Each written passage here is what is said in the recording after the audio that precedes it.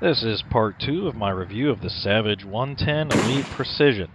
If you haven't seen part 1, click on the link below in the description. First, for those of you short on time, I will briefly mention the most important lessons learned, so hopefully you can avoid damaging your firearm like I did, and also save yourself a lot of time and money. Second, I'm going to do a more in-depth review of the gun itself, including the action, magazine, scope rail, etc. Third, I have a more detailed review of the MDT chassis and its function, and lastly, I'll discuss the 338 Lapua specific topics and dive a little deeper into load development and reloading. Okay, so the most important lessons learned are: number 1, don't damage the MDT ACC chassis with the lock screws. 2, if you are running a Magnum, lock tight everything, as almost every single screw that could come loose did between 50 to 100 rounds. This especially applies to the scope rail and to the muzzle brake. I mean, even the sunshade on my scope was rattled loose. Perhaps most dangerous of all, your muzzle brake could partially come off such that it obstructs the muzzle. Then you end up shooting the gun, and you end up shooting your muzzle brake if it's, like half hanging off.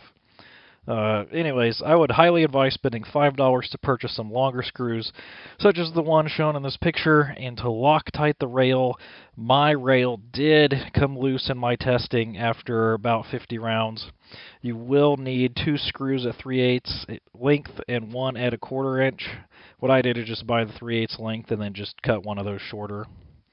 Number 3, if you're shooting the burger bullets, visit the website and read about the proper test for determining seating depth.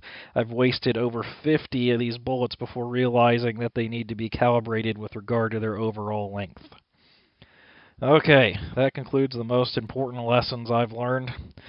Time for the review of the gun itself. The rail that comes with this rifle is a 20 MOA rail. I found that out by asking Savage directly, and the muzzle brake threads on this are the 5/8 by 24. In my testing, the rail did come loose before I could apply these longer screws and lock tight. Thanks again to the YouTube channel Bolt Action Reloading for making the video of the Savage 338 rail fix. 100 rounds later, and my rail has not moved. Speaking of screws, there are 2 action screws. These held up well to not coming loose, and it took longer for these to work themselves loose than it did the other screws in the gun. The action worked perfectly so far in my testing. I did have a few troubles, but they were entirely my fault. More on that later. One of the biggest complaints I see on forums is problems ejecting. I still haven't had any problems with this with mine, but, after only having fired 150 rounds through the gun, I hardly consider myself qualified to speak on the reliability of this rifle. If that problem were to manifest, I've heard you can order a $25 upgrade kit from Sharpshooter Supply or get a bulk pack of parts and replace them every 500 rounds or whatever. Just, replace the extractor. From what I read in forums, it's cheap and easy to do. Time will tell. It is a factory gun after all, and I've heard and read about issues with all brands. On the 200 grain Spear soft points, I did get a hang-up on the final round in the magazine, like it was nose diving but upwards and getting caught on the top of the action there. This happened twice, as you can see in my previous videos. I've been unable to replicate it since. I mean, comparatively speaking, those are tiny bullets with a small overall length. I don't know what was happening, but since it didn't happen with the Burgers or the Hornady ELD-Ms, and it was quick to fix while firing, it wasn't an issue. Once again, time will tell. The only problems I experienced with magazine feeding were my own fault, and they were due to trying to load the bullets as long as possible in the magazine. Because I loaded them too long, they would scrape the front of the magazine and not want a chamber on the last round. Have you ever noticed that the more rounds you load into a magazine, the more force is required? Like, when loading the first 4 rounds, the spring tension was sufficient, but not on the last round. Of course, on closer examination, I could see that the tip of the bullet was physically touching the magazine, scraping itself up, providing that frictional resistance and keeping it from going into the chamber. One of the main reasons I wanted the Elite version of this rifle as opposed to the normal Savage Precision is because the stainless steel action and the flash nitride target receiver bolt body. I did let the rifle get rained on and then let it sit overnight. As you can see by the pictures, there is surface rust on the bolt handle, but not anywhere else. 10 seconds with some oil and steel wool and the surface rust came right off. It appears that the only part of the action not prepared to fight the moisture is this, this bolt handle. Okay, on to the MDT chassis. Pretty much all positive comments here with a few items to be careful with. One thing you should know is that you do have to remove the action to adjust the AccuTrigger, but that's not a problem. There's just 2 screws right underneath. Take them off, they're easy. There is, near the action, pre-tapped holes for a match saver.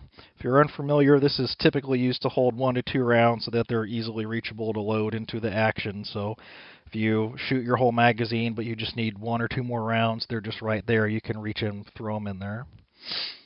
If I can find one, I'd really like to get one. The front of the magwell is machined to be used as a barricade stop, and it's been phenomenal for resting in PRS-style barricades, especially anything wooden. The traction as it digs in much deeper than something smooth and slippery where you could slide off target. Magazine release is also quite convenient. The grip, surprisingly, has been one of my favorite features.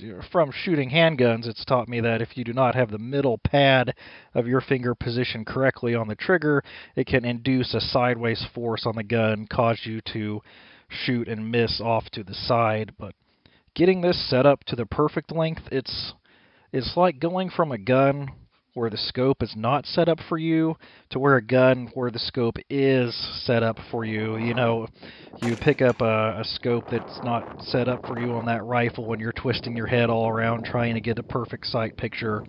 Whereas if it is set up for you, you just instantly shoulder the rifle and you have perfect sight picture. You're right where you need to be. That's kind of what it's like. Also, this little cant is quite nice too.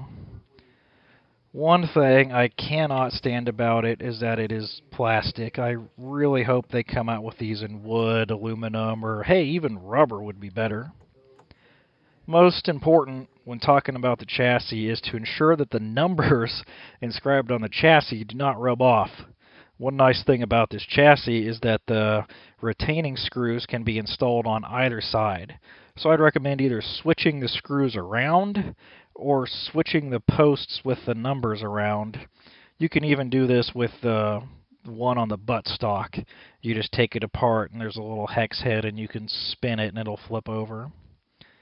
The buttstock, the whole thing is nice. I love it, love the looks. Just needs to be configured properly before shooting. But you've got a lot of options with this chassis. Basically everything is adjustable, and that even includes the cant and tilt.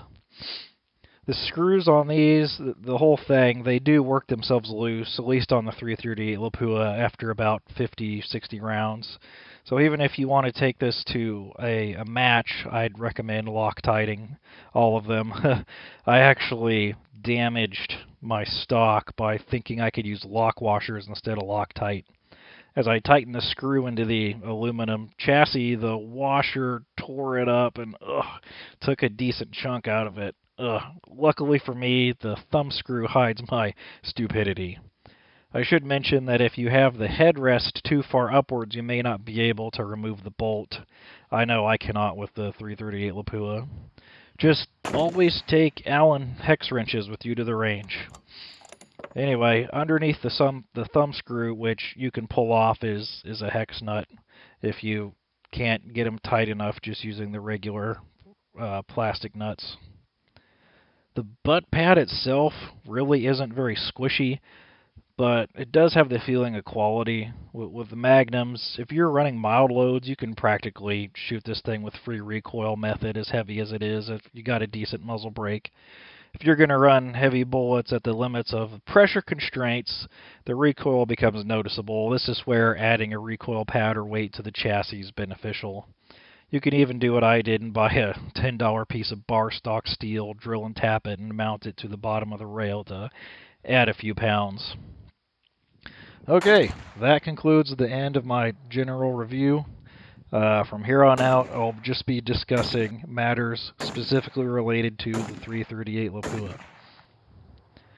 So looking here, shooting the lower grain bullets on the lighter weight ones on the 338 at lower velocities is perfect, but if you are running heavier bullets and seeking the limits of pressure, I had compared a recoil of that to a 308 with mild loads and approaching a 30-06 with hot loads.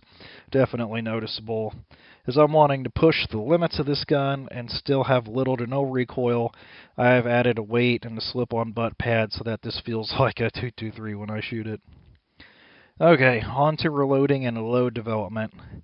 If you are unfamiliar with the terms I use, there are plenty of educational YouTube channels out there about precision reloading, such as Johnny's Reloading Bench, Ammo Smith, Panhandle Precision, Bolt Action Reloading. There's a bunch of them out there. So load development is going okay with this rifle. Hopefully some of you out there can comment and help me arrive at better loads and smaller groups. So you are aware, all of my load development has been done using H1000 powder and the Federal Magnum Match primers. Cartridge-based ogive henceforth shall be referred to as CBTO.